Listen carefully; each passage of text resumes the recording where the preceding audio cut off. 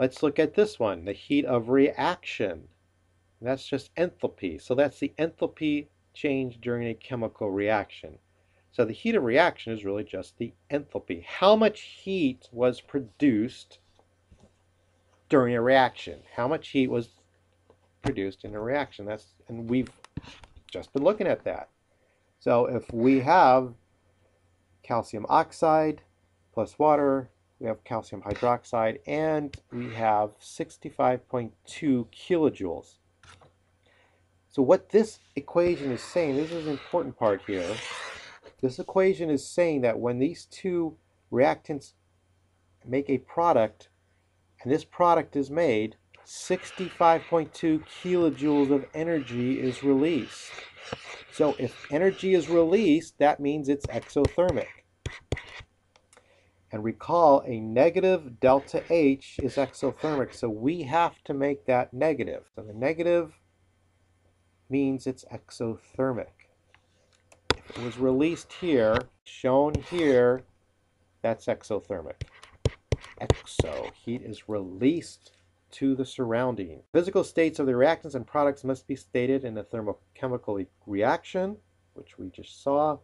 Different physical states of the same compound will have different delta H values. So water, or liquid water, and solid water will have different enthalpy values. All right, let's look at an example here. Find the amount of heat in kilojoules absorbed when 5.66 grams of carbon disulfide is formed.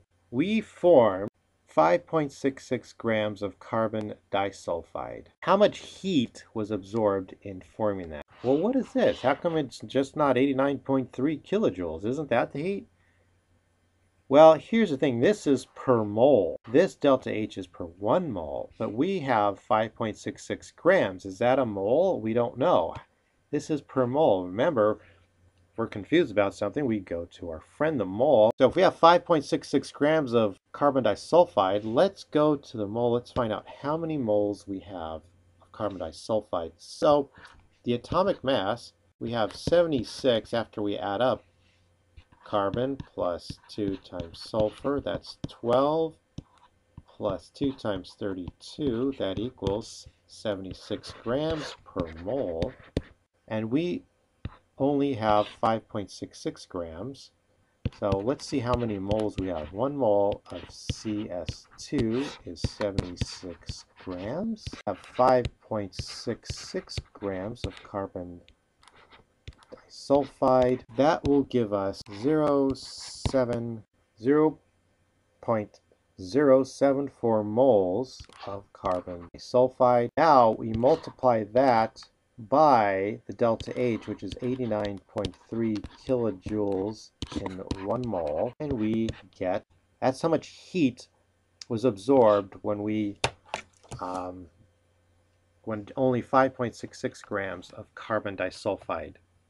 Now, if we had 76 grams of carbon disulfide made, then we would get 89.3 kilojoules of heat release. So that is per mole. Now, what is heat of combustion?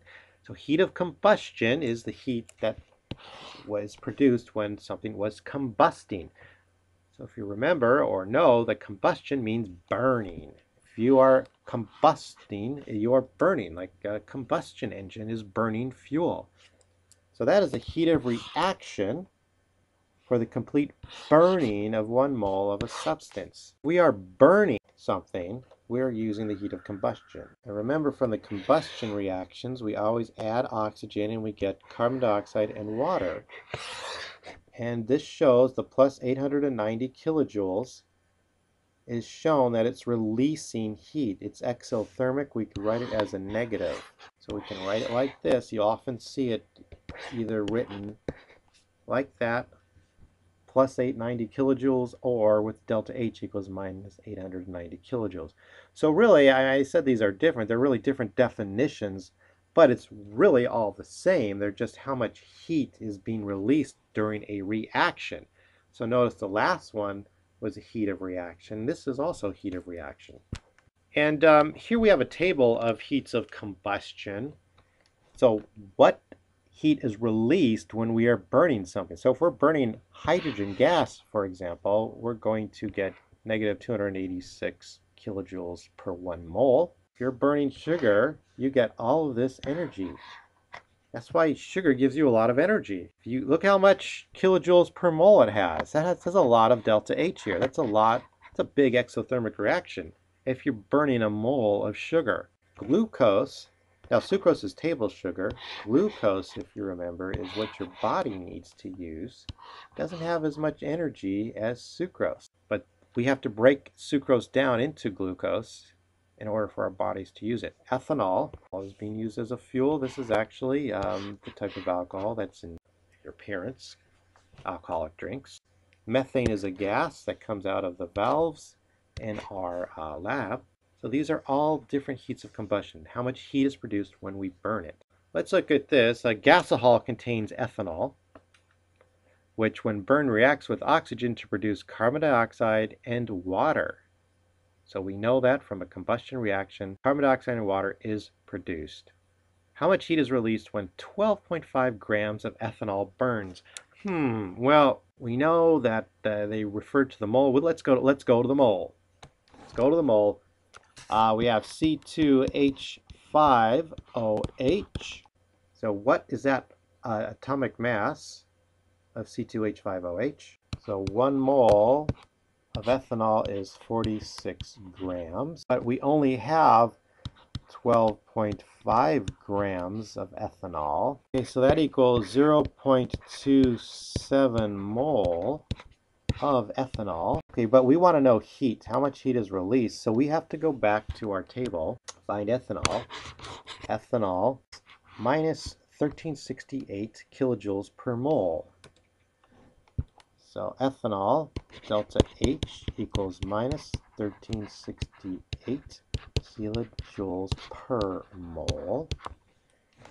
So that just means we multiply that, kilojoules per mole, multiplied by 0.27 mole of C2H5OH. So that's 370 kilojoules of heat was released when we burned 12.5 grams of ethanol.